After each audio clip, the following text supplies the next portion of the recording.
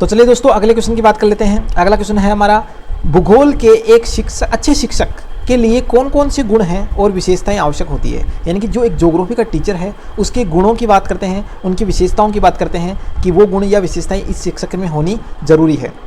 तो बहुत ही important question है, ध्यान से देखिएगा, इसको ध्यान से सुनिएगा क्योंकि शिक्षक के गुण हम यहाँ पर पढ़ने वाले हैं। तो चलिए बात करते हैं। विद्यालय परिवेश में भूगोल अध्यापक विशेषीकृत ज्ञान से युक्त एवं संसाधन पूर्ण व्यक्ति होता है जिसके ऊपर भूगोल विषय के अध्यापन का दायित्व भार होता है, चाहे चयनित विषय के रूप में ही हो या अथवा अनिवार्य विषय के रूप में ही क्यों ना हो। जब भूगोल विषय का अध्यापन माध्यमिक या उसके पूर्व और स्तरों पर छात्रों के लिए विद्यालयी संदर्भ में निर्दिष्ट किया जाता है तो कई ऐसे महत्वपूर्ण गुण और योग्यताएं हैं जिनके समावेश के प्रभाव से ही कोई अध्यापक एक प्रभावकारी भूगोल अध्यापक के रूप में सफल सिद्ध हो सकता है। ठीक है, तो ये गुण हम देखते हैं क्या क्या गुण या विशेषता होनी चाहिए। पहला गुण आता है, देखिए दोस्तों, भूगोल के शिक्षक का पहला गुण कौन सा है? अच्छे विषय का अपने विषय का पूर्ण ज्ञाता होना चाहिए, यानी कि विषय विशेषज्ञ होना चाहिए। ठीक है दोस्तों, तो सीधी सी बात करें तो एक जो विषय का विशेषज्ञ जो होता है उसको एक्चुअली पूरे विषय का अच्छे से ज्ञान होता है। तो ज्योग्राफी के अंदर बात करें तो जैसे भूगोल के अध्यापक को भूगोल का पूर्ण ज्ञाता होना चाहिए, उसे भूगोल के अध्ययन में निरंतर डूबा रहना चाहिए, सदा उसी पर बात करनी चाहिए तथा अधिक से अधिक भौगोलिक तथ्यों की जानकारी होनी चाहिए। अध्यापक के साथ साथ वह एक छात्र भी है, यानी कि उसको एक छात्र की बनकर सोचना चाहिए कि बच्चे क्या चाहते हैं। ठीक है, उसे सदा ध्यान में रखकर अपने अध्ययन का क्रम जारी रखना चाहिए, यानी कि इसको निरंतर पढ़ना भी चाहिए। भूगोल एक सामाजिक विज्ञान होने के कारण गतिशील है और उसमें कुछ ना कुछ परिवर्तन जरूर होते हैं। इन परिवर्तनों से अध्यापक को अवश्य परिचित रहना चाहिए। इस प्रकार की सूचनाओं से परिचित रहने के लिए भूगोल की पत्र पत्रिकाओं का पढ़ना चाहिए, यानी कि शिक्षक को। दूसरे, उसे प्रदेश के भूगोल का अध्ययन भी होना चाहिए क्योंकि स्थानीय प्रदेश का शिक्षण किए बिना प्रादेशिक ज्ञान नहीं हो सकता है। अतः उसके लिए आवश्यक है कि वह स्थानीय प्रदेश के तापक्रम, वर्षा का माप, वनस्पति, उद्योगों आदि के ठीक ठाक उसके ज्ञान होना चाहिए या जानकारी होनी चाहिए। तो ये हो गया पहला, यानी कि विषय का पूर्ण ज्ञाता होना चाहिए, समय के साथ अपडेट रहना चाहिए यानी कि शिक्षक को। ठीक है, अगली हम बात करते हैं तो बाल मनोविज्ञान का ज्ञान। बाल मनोविज्ञान का ज्ञान, जहाँ भी मनोविज्ञान शब्द आता है ना, ये शिक्षक के लिए बहुत ही ज़रूरी होता है क्योंकि बच्चे जो होते हैं वो कैसे होते हैं, अलग अलग मन के होते हैं, अलग अलग दिमाग के होते हैं। तो मनोविज्ञान का ज्ञान अगर शिक्षक को है तो वह हर बच्चे को उसके मेंटल एबिलिटी के हिसाब से पढ़ा सकता है और चीज़ों को आसानी से समझा सकता है। तो देखिए आगे पढ़ते हैं, बाल मनोविज्ञान का ज्ञान। भूगोल शिक्षण की प्रभाव, यानी कि भूगोल शिक्षण को हम प्रभावशाली बनाने के लिए आवश्यक है कि भूगोल का अध्यापक बाल मनोविज्ञान का ज्ञाता होना चाहिए। ज्ञाता भी ना हो तो उसको बाल मनोविज्ञान का ज्ञान होना बहुत ज़रूरी है। वर्तमान काल में जो शिक्षा है वो बाल केंद्रित है। कैसी शिक्षा है दोस्तों? बाल केंद्रित। पहले कैसी हुआ करती थी? शिक्षक केंद्रित। आजकल कैसी है? बाल केंद्रित।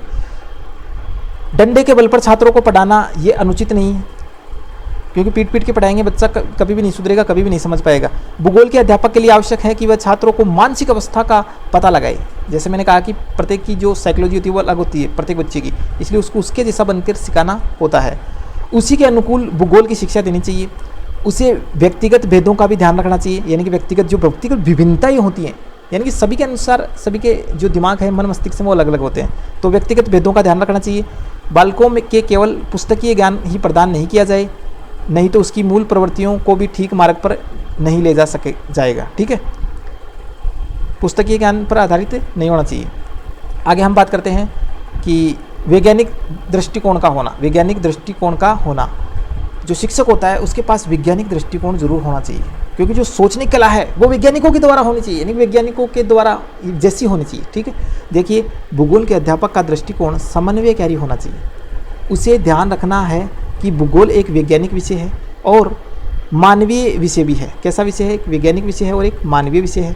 अतः उसे भूगोल के ज्ञान के साथ साथ वैज्ञानिक तथ्यों को भी जानकारी रखनी होती है।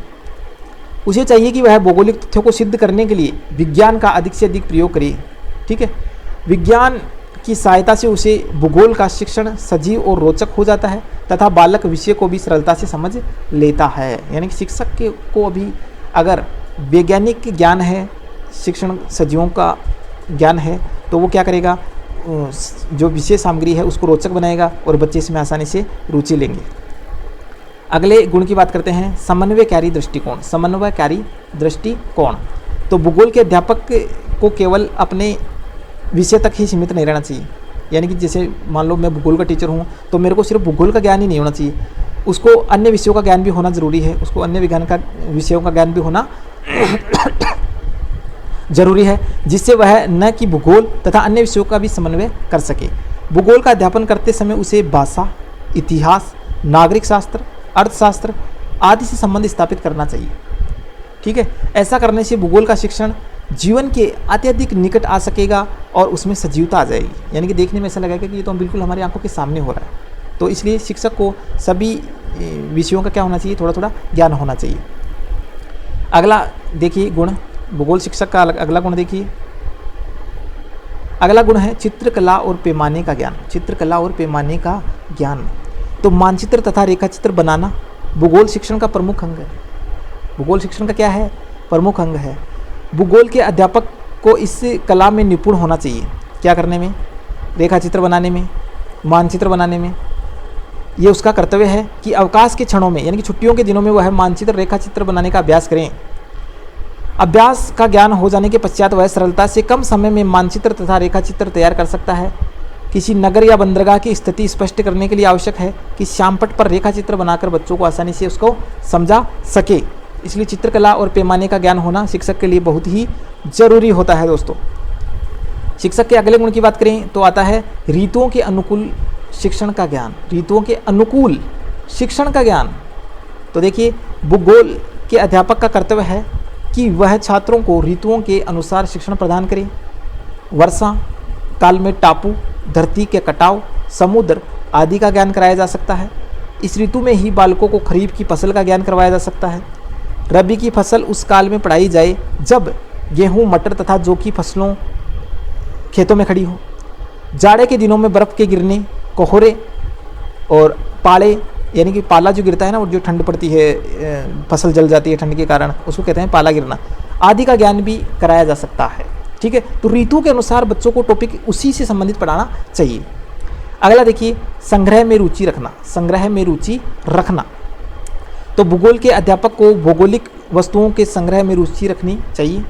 जैसे पत्रिकाओं में भूगोल संबंधी जो लेख निकलते हैं उसको एक फाइल में एकत्रित करते रहना चाहिए, और भौगोलिक तथ्यों को स्पष्ट करने वाले चित्रों को भी इकट्ठा करना चाहिए। इसी प्रकार देश के विभिन्न भागों में पाई जाने वाली धातुओं तथा उद्योगों के नमूनों का संग्रहण भी रखना चाहिए। भूगोल संग्रहालयों को यथासंभव आकर्षक तथा वैज्ञानिक बनाने का उसे सदैव प्रयोग करता या प्रयास करता रहना चाहिए। अगला गुण की बात करते हैं दोस्तों। अगला गुण आता है दार्शनिक भावनाओं से ओतप्रोत होना। दार्शनिक भावनाओं से ओतप्रोत होना, तो देखिए भूगोल शिक्षण का दृष्टिकोण दार्शनिक भी होना चाहिए। एक दार्शनिक की तरह होना चाहिए शिक्षक को। उसे केवल अपने देश तथा प्रदेश के भौगोलिक ज्ञान तक ही सीमित नहीं रहना चाहिए, उसे अपने देश या प्रदेश तक की भौगोलिक की जानकारियों की तक ही सीमित नहीं रहना चाहिए, जबकि विश्व में होने वाले परिवर्तनों को भी ध्यान रखना चाहिए। इस विषय में मिस्र लिखते हैं, एक वैज्ञानिक है मिस्र, वो लिखते हैं इस विषय में कि भूगोल शिक्षक को समझना चाहिए कि उसे शिक्षक की हैसियत से मानव समृद्धि और सुख बढ़ाने से कुछ करना है। सुख के बढ़ाने के लिए कुछ करना है। देश विदेश के मनुष्य के बीच उसके प्रियतन, सद्भावना, सहानुभूति जागृत कर वसुदेव कुटुंबकम की भावना का सर्जन करना है।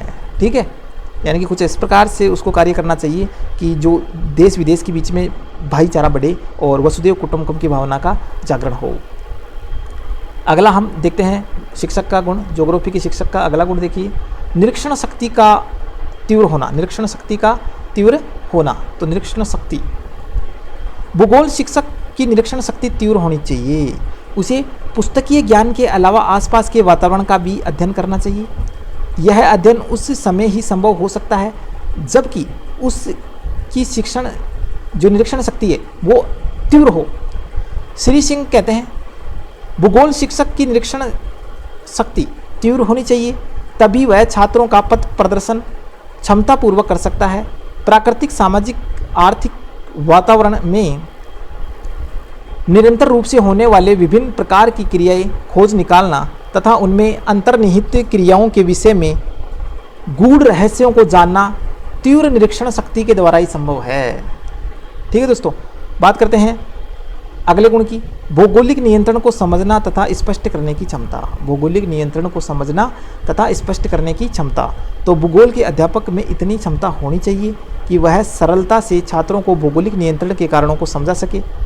उसे इस बात का ज्ञान होना चाहिए कि प्राकृतिक परिस्थितियाँ किस प्रकार मनुष्य की वेशभूषा, रहन सहन तथा आर्थिक प्रगति पर प्रभाव डालती है। पहाड़ के निवासी अधिक परिश्रमी तथा मैदान के आलसी क्यों होते हैं? समझ गए? पहाड़ के निवासी अधिक परिश्रमी तथा मैदान के आलसी क्यों होते हैं? पंजाब में गेहूं और बंगाल में चावल ही क्यों होते हैं? तो आदि कारणों से छात्रों को समक्ष स्पष्ट करवाना चाहिए। तो ये क्या है? शिक्षक का गुण होना चाहिए, कर्तव्य होना चाहिए। अगले गुण की बात करते हैं हम, कहानी कला में निपुण होना। कहानी कला में निपुण होना, ये भी एक कला है।